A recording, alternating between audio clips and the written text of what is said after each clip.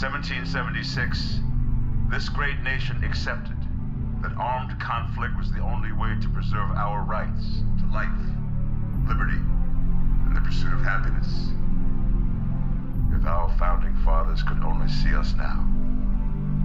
From Antietam to Amiens, Okinawa to Anchorage, we have fought. And now, the Red Menace is at our doorstep. Democracy itself is under threat of annihilation. That is why today, July 4th, 2076, 300 years after our great nation began, we gather together to honor the completion of Vault 76. This sprawling underground shelter may have been engineered by Vault-Tec, but it was built by you, the good people of America, so that if the bombs do come, if the end does come, our way of life will endure. But not everyone will be saved. Those chosen to enter this vault must be our best and our brightest. For when the fighting is stopped and the fallout has settled, you must rebuild. Not just walls, not just buildings, but hearts and minds, and ultimately, America itself. So as we stand here today, we pray that the world will know peace. But if that is not our destiny, if war must come, we stand together knowing that here in Vault 76, our future begins.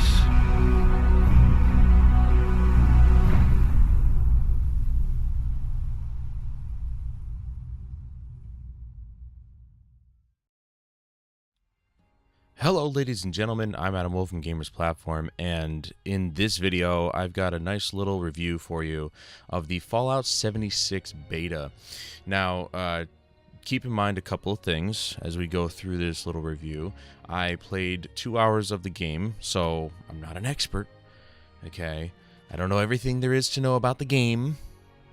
I know a few things, but also keep in mind that this is the beta, so there are going to be things that are not finished with the game, so the gameplay might look a little bit wonky, to say the least. So just keep those two things in mind, or a couple things in mind, and we'll all have a great time with this video. So why don't we just go ahead and jump right into it with the graphics and performance.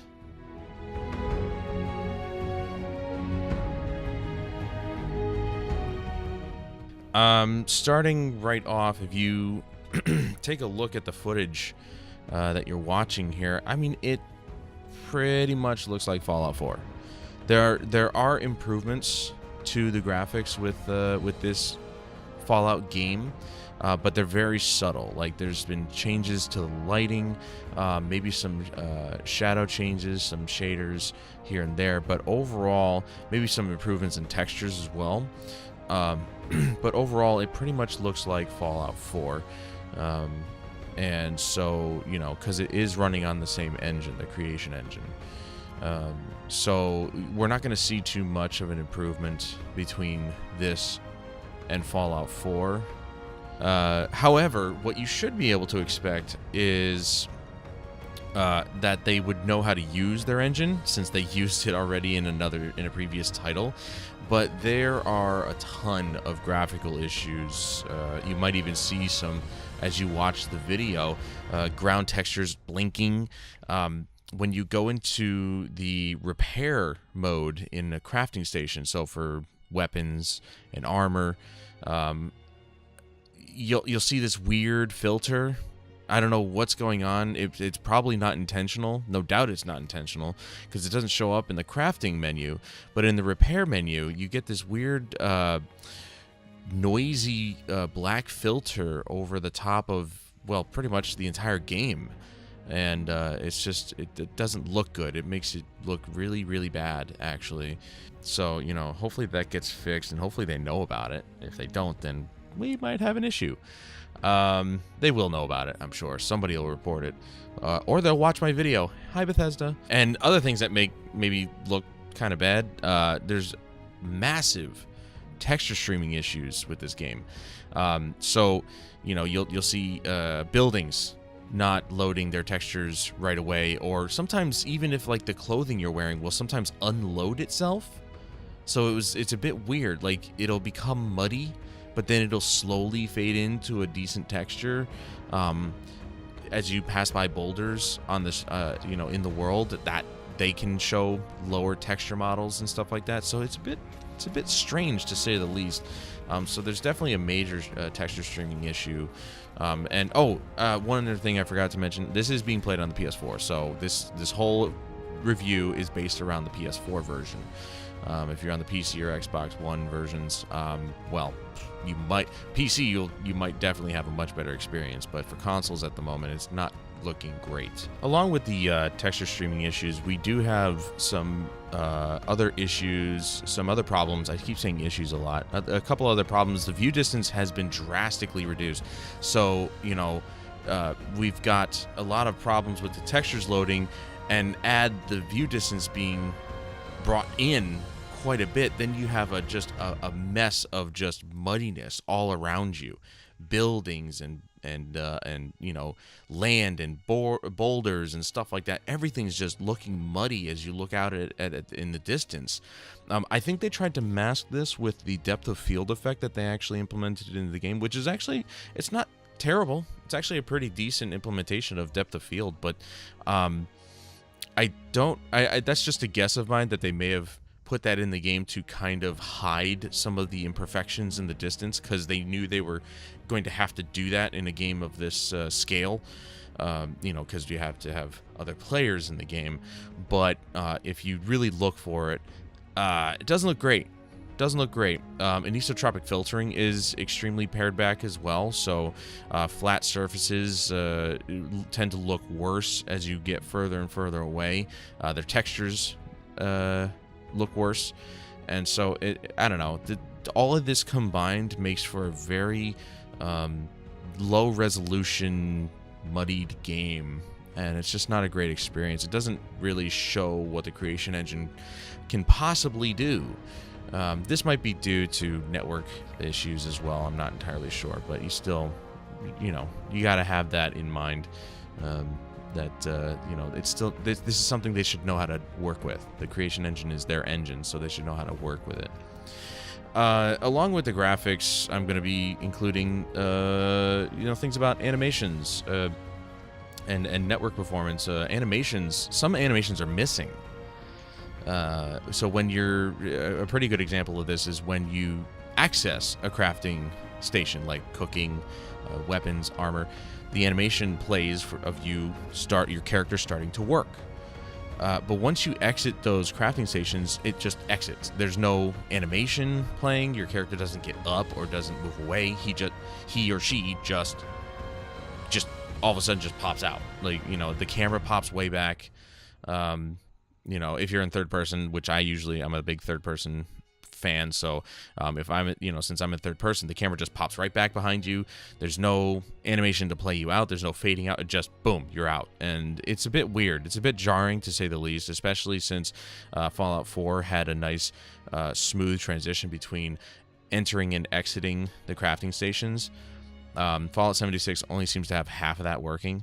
That might just be a beta issue, but if that is how they decide to do it, that's a bit weird. I can see why they would do it, because the time doesn't stop. This is an online game, so even if you open your Pip-Boy, time doesn't stop. So if you're crafting something out in the wilderness or something, and like a feral ghoul starts to attack you, you're going to want to get out of the animation very quickly. So I guess I can see if that's the case, if that was intentional. I don't think it was intentional this time around, but I could be wrong. It's just a bit too jarring for me. It's weird to see. Massive stuttering issues kind of plague this game, especially when you're in third person, and I like playing in third person, so there is a lot of stuttering. So that probably has a lot to do with, objects loading in the distance and stuff like that. In third person, technically you can see more of the world. So playing in first person seems a lot smoother, which would make sense because you're seeing less of the world at one time. So I don't know if they'd have to iron that out. They'd have to kind of set it up so that third person is a viable option for people to play in if they want to. You shouldn't have to be forced to play first person just to get better performance. That doesn't work. Especially during combat, there's massive stuttering going on. Possibly alpha effects from like when you're firing off a gun. I didn't see too much during melee combat, but then again, most of the time I was fighting characters that were wielding guns, so every time they fired, the game would stutter. But whenever I swung my machete or something, it didn't really do anything. So I have a sneaking suspicion that this has a lot to do with the alpha effects that are created by the muzzle flash on a firearm. So that definitely needs to be ironed out. And I think it also has a lot to do with the network stability. Right now, it doesn't seem like the netcode is very stable because there's a lot of hit registration problems. A lot of swings from my machete or whatever melee weapon I'm using are missed, even though they look like they should be registering a hit. Same thing with bullets. I'm shooting, at one point in this game I was shooting at a Protectron, and these things are big. They're big and bulky, so I was shooting right at center mass where its upper body is, and it's quite big. And I'm pretty sure I'm shooting him right in the chest, and there's still some bullets that are going right through him. So that's not good. And I also did get disconnected once, and that was right at the beginning. So right off the bat, it wasn't a great experience to start, just because of the fact that I got disconnected and had to recreate my character and go through the cutscene again. You could skip the cutscene, but it's not great. Not a great start.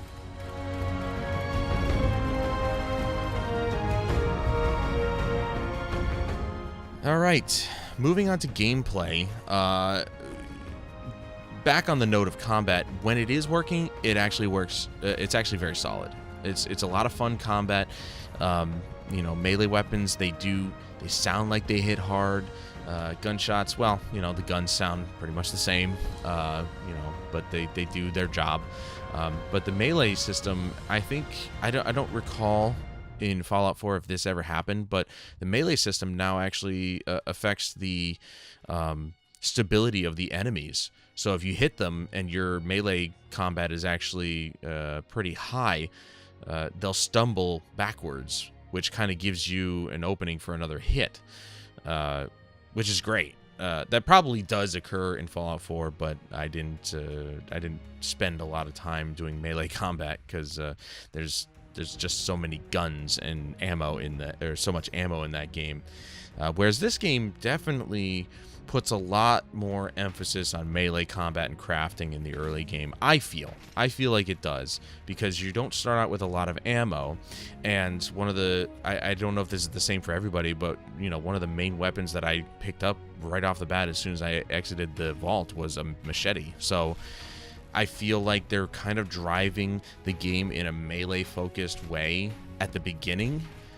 And so once I got my strength up a couple times, which, by the way, I would suggest, again, I'm no expert, but if you get your strength ability to level 3 or 3 stars, that should be more than enough to handle anything from level 1 to 10 or something like that. I mean, it was not terribly difficult to take down some of these enemies, especially with level 1 enemies. They become like a one-shot kill with once you hit like level 4 or something like that. So it's pretty powerful with the melee combat in this game. However, I don't feel like VATS is really going to be useful in this game. Normally, in the previous games, you would use VATS to slow down time. You'd pick a part of the enemy to shoot or whatever, and then you'd shoot. This one doesn't slow down time because it's an online game, so I think really all it is just like an auto-aim function. And I personally avoid VATS pretty much at all costs, because it's really like, you know, if you don't use it right, it's not the hardest thing to use, but if you don't use it right, you could get yourself into a pickle. And in this game, even more so, because time doesn't slow down. So it's really kind of weird to use VATS, especially in a game like this. So I personally stay away from it, but, you know, what are you going to do? Now, I did mention that melee combat and crafting were definitely a big emphasis in the early game. I think mostly because later on, as you gain materials, you scrap everything, by the way, as far as I'm concerned. I found a vendor, and he pretty much sold everything that I could craft myself. So it's really, I don't see a need to get bottle caps at all, because you can just craft everything the vendor can sell at the moment. Might be different when the game is released, but for right now, all I saw was I could buy or craft the same stuff. But the best part about this game with the firearms is that you can actually craft ammo. That was something that you needed a mod for in Fallout 4.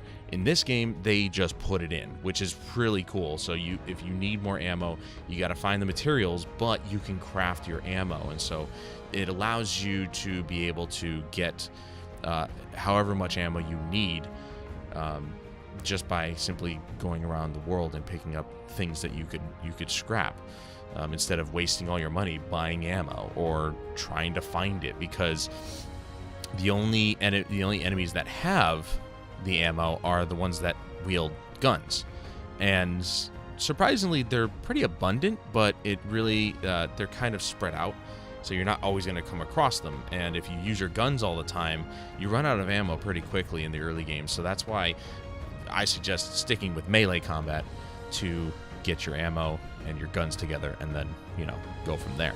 Since I mentioned that I'm a third-person camera kind of person, I do feel as though the third-person controls and camera have been improved from Fallout 4.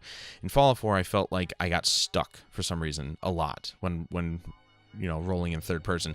A weird phenomenon. I don't know if anybody else has actually experienced this, but if I'm playing in third person in Fallout 4, and let's say I'm moving in a direction, like left or right, forward, backwards, doesn't matter. If I'm moving my character, for whatever reason, the game would maybe glitch or something. I wouldn't see it, but it would glitch, and my character wouldn't stop after I've let go of the joystick. So it's like it kind of, I don't know, hiccuped a little bit, and then the character just kept moving. And so I'd have to push the opposite direction again to get the character to stop moving. That didn't seem to happen in this game, which I'm glad, because I love playing in third person. And that was a big deal for me in Fallout 4, that it was a constant occurrence for me. And so I was forced to play in first person so it wouldn't happen. But I'm glad to see that they improved it there. During combat, every time you get hit, there's this weird, well, not weird, but there's this, they decided to go with a red border outline around your screen. Either, I can't remember if it was just the top half of the screen or the whole screen in general, but it's like a red hue around the borders of your screen every time you get hit. So it's not just like, oh, you're bleeding or something. No, every time you get hit, this red border flashes on your screen, and it's very annoying and very jarring. It's not a very pleasant sight.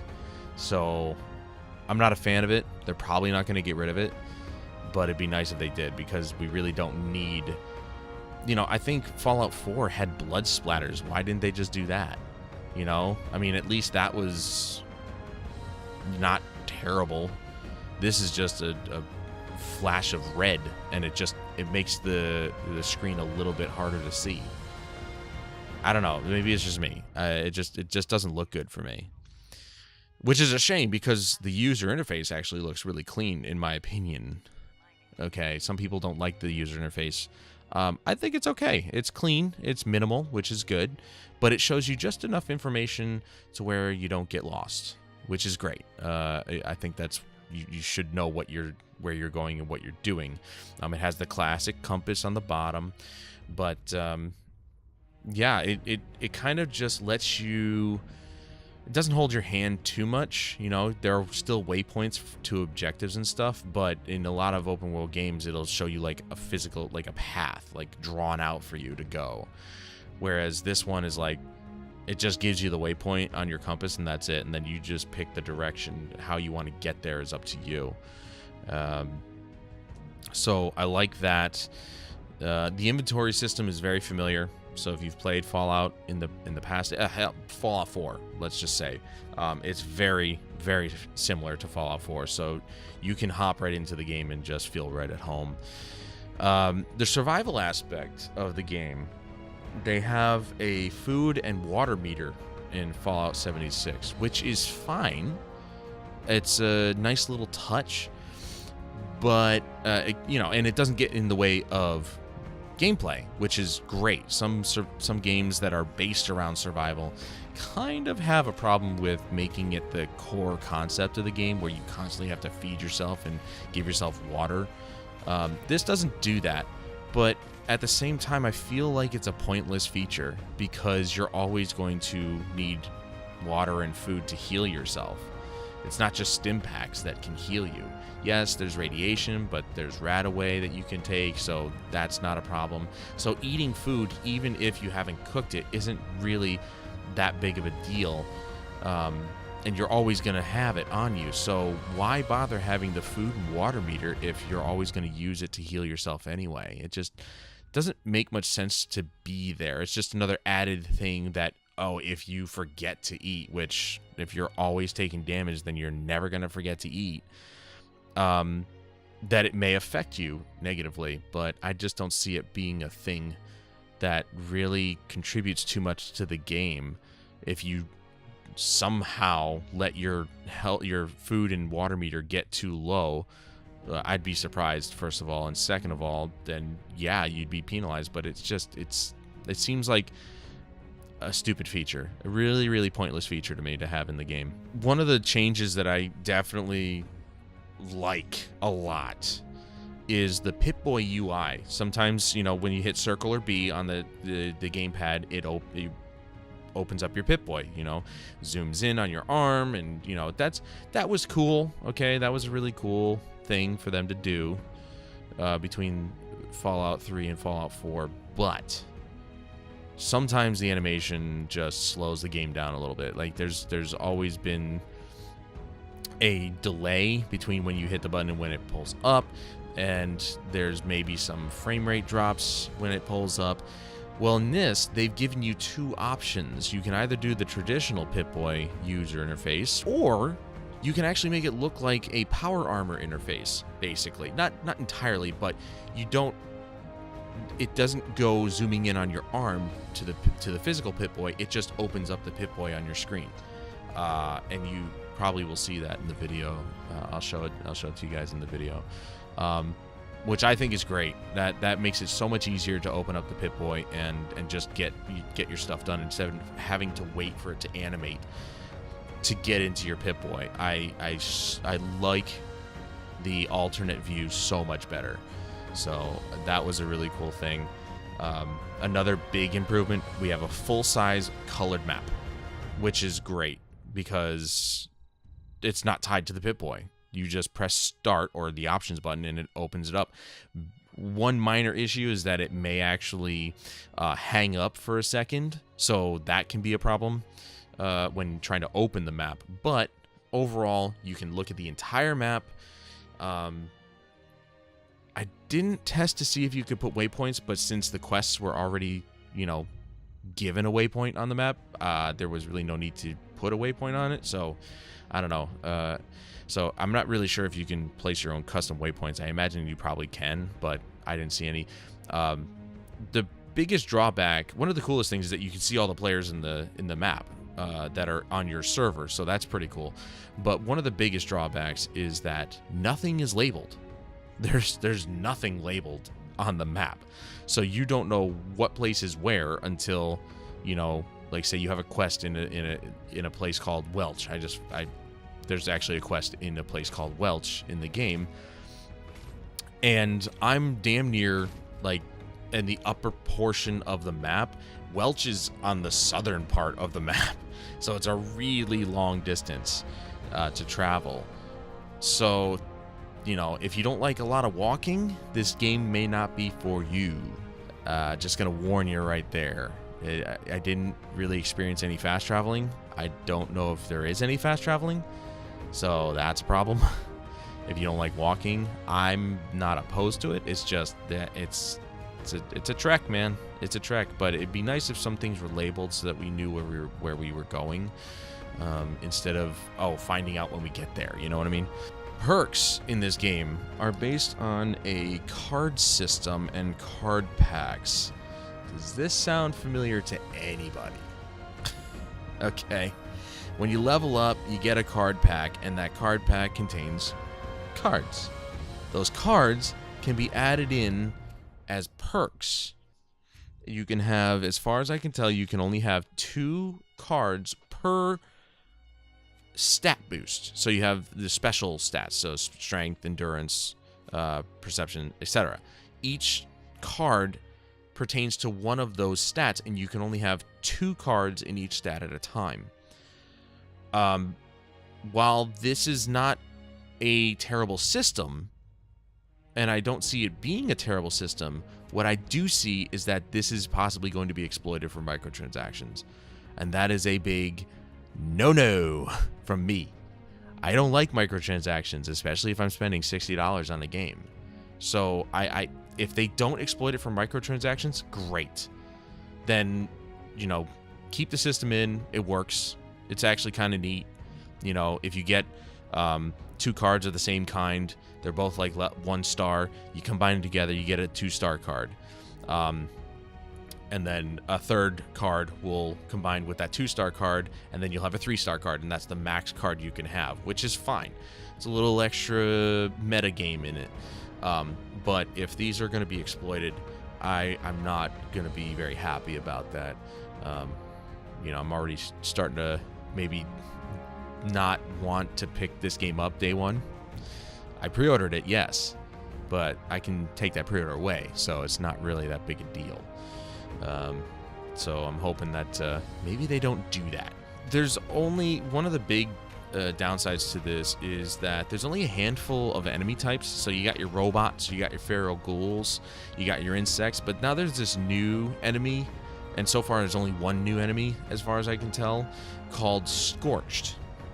Now I don't know if these are scorched ghouls or if these are scorched humans. They don't act human, but they're just called the Scorched or Scorched. Like, they're all burned and everything, and those are the guys that use weapons. They're intelligent enough to use guns. They're intelligent enough to use melee weapons and stuff like that. So my thinking on that is that they're not entirely ghoul, but they're not entirely human either. So I don't know what the story is with them. All I know is that they're like the only new enemy so far in the game that I've seen. They look cool. You know, sometimes you'll catch one wearing a suit. But other than that, I mean, you've got like only a handful of enemies, and most of them you'll recognize from previous games. And having only a handful of enemies and no NPCs really makes the game feel empty, makes the world feel empty. And I know that, you know, being an online game, the way that they're going about this is, well, the other players are supposed to be the ones that fill out the world along with the enemies and the animals and stuff like that. But it's just, it doesn't feel like enough. It doesn't feel like anybody exists, you know? It feels like a dead part of the world. Even though, like, the first couple missions, you're on a trek to find the Overseer, who I'm not even sure if is alive. I didn't even bother to continue. I just found a bunch of her journals, which were actually pretty fascinating. But, yeah, it just doesn't feel like it's lived in at all. And the likelihood of you seeing another player, believe it or not, is actually very minimal if you're playing by yourself. I ran across a few people. Yeah, I saw a few people, and when I went to go into a building where one of my quest markers was, yeah, there were people in there, but most of the time I was just by myself running out in the open world. I could hear distant gunshots or laser shots or whatever, but overall it's just an empty world, and with no NPCs it doesn't feel like anything exists. And so, you know, it's kind of disappointing, I guess you could say, you know, because the enemies aren't enough. They're just not enough. The only good thing that comes out of, you know, having a giant open world that's somewhat empty is that using the exploration as a tool to unravel the story is actually kind of neat, because you get to go around, you get to see the world, but you also get to uncover some of the story of what has happened to the people that used to live there, or the people that may have gotten out of Vault 76, and where did they go, what did they do. That's pretty that's kind of cool. I like that. It kind of throws you into the exploration mindset and kind of forces you in that direction.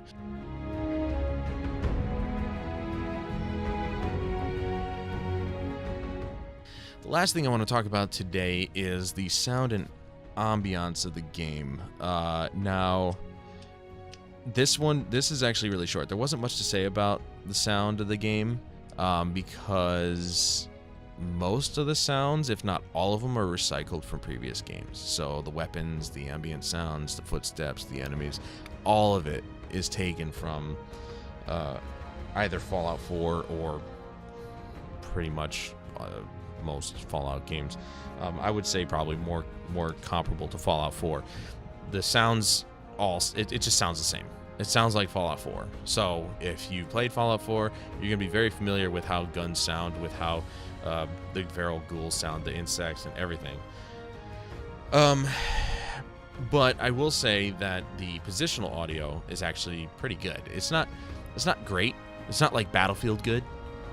So, you know, I can't say that the Creation Engine has been known for its sound design. Or even Bethesda, for that matter, has really been known for their sound design. But the positional audio actually, you know, it's not bad. It's decent. You can tell when an enemy is either behind you or to the side or whatever. The problem, though, that I found with positional audio is that it's hard to pinpoint the elevation of the enemy. So if you were inside a building that had multiple floors, the enemy walking around upstairs sounds exactly the same if the enemy was just around the corner from you. So it's kind of hard to pinpoint where they are in the world in terms of their elevation to you, relative to you, I should say. But you'll be able to get the direction of where they're coming from pretty well. You just won't be able to tell if they're above you or below you. It just sounds the same, which is unfortunate. So I hope that's something that gets ironed out. But the one thing that I can say about the sound system that makes this shine is in the voice acting, okay, and the music. The music is beautiful. It's so nice to listen to when you're traveling around the world and stuff. I think, if I'm not mistaken, I believe combat music actually kicked in when you got into combat, but when you were just walking around the world, it was such a beautiful soundtrack. It was just big sweeping scores, and it just made the world feel like it wasn't just a barren wasteland. You know, it really did kind of like settle you into thinking that, you know, things could be worse, maybe. I don't know. All I know is that the music is beautiful.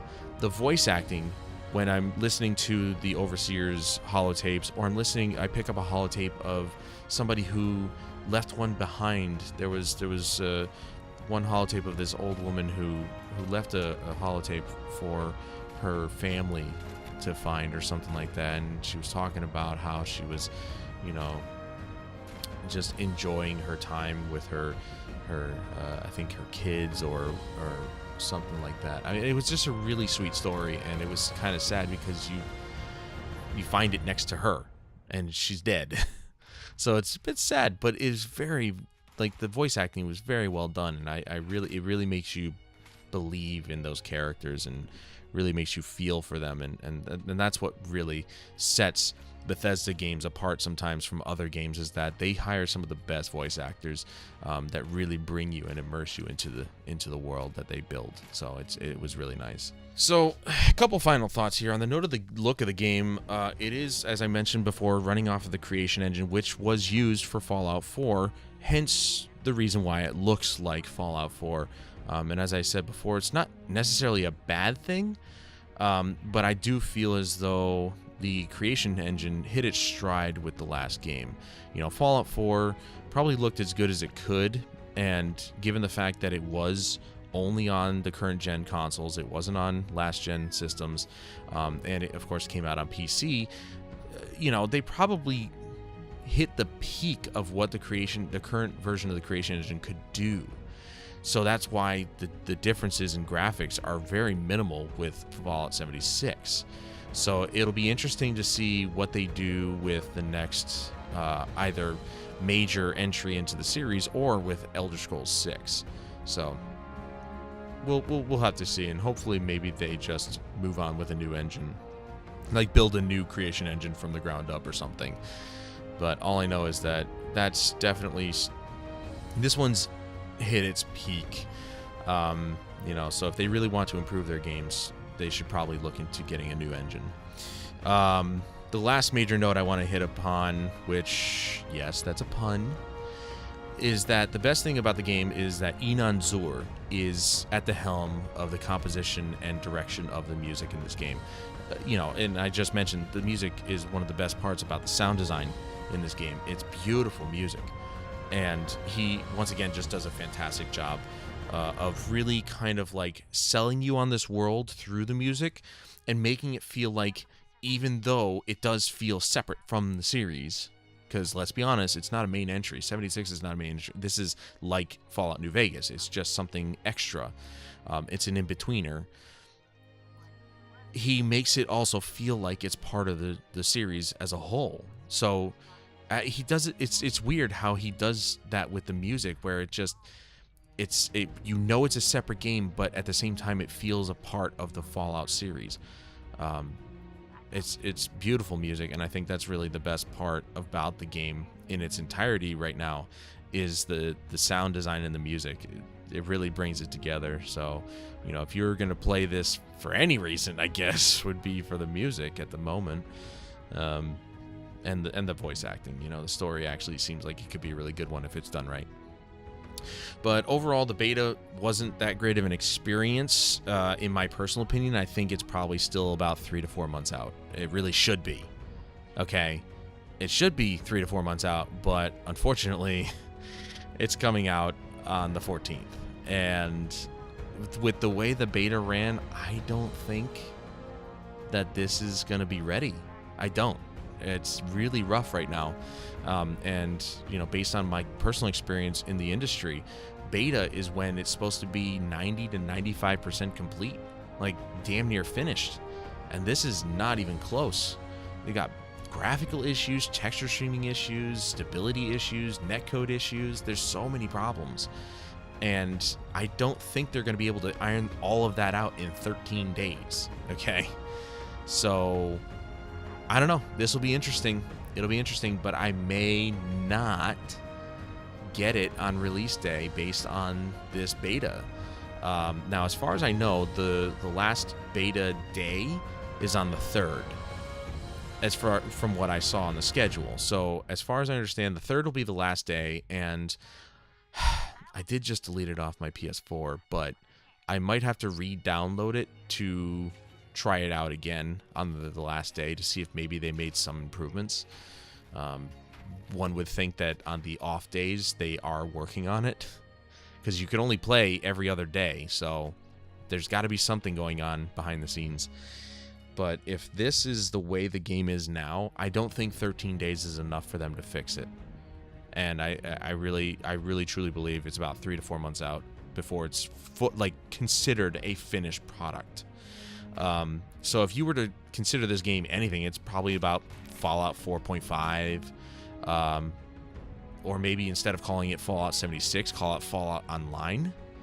that'd be probably a more appropriate title for the game. I know they're gonna stick with 76 because that's the theme of the game, but I don't really see the point in calling it that because it's not really any different from Fallout 4. It's the online version of Fallout 4 is what this is. So I don't know. And I understand that there's a story with Vault 76, and I think that story should be told. I just don't know if this is the right way to tell it. So here's hoping. It comes out November 14th. Again, I'm on the fence about it. So after playing this, but what do you guys think? Let me know in the comments down below. Have you played the beta? What do you think of the beta? Do you feel as though it is close to being ready, or do you agree with me and think that maybe they should take a couple more months to iron out the details? Do you feel like this is going to be another rushed game?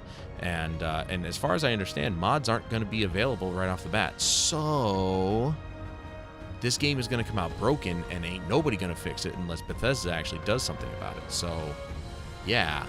What do you guys think? Let me know down in the comments below. Thank you so much for watching. I hope that this was informative enough. Again, this is majorly just my opinion based on my experience, but I do not have confidence that this game will be finished by the time release day rolls around. But if you like this video, hit that thumbs up button. If you dislike it because you hate my voice, thumbs down. Get subscribed if you haven't already. Share this on all the social medias. Facebook, Twitter. I don't know if Instagram does sharing. I don't use it. Check out my website. Certainly go to gamersplatform.net if you're looking for some playthroughs of some really good games. Right now I'm working on Spider-Man, Marvel Spider-Man, an exclusive to PlayStation 4. So I'd be very much happy if you guys would like to go over there and check out those playthroughs. But until next time, guys, I'm Adam Wolf. This is Fallout 76, and I'll see you guys later.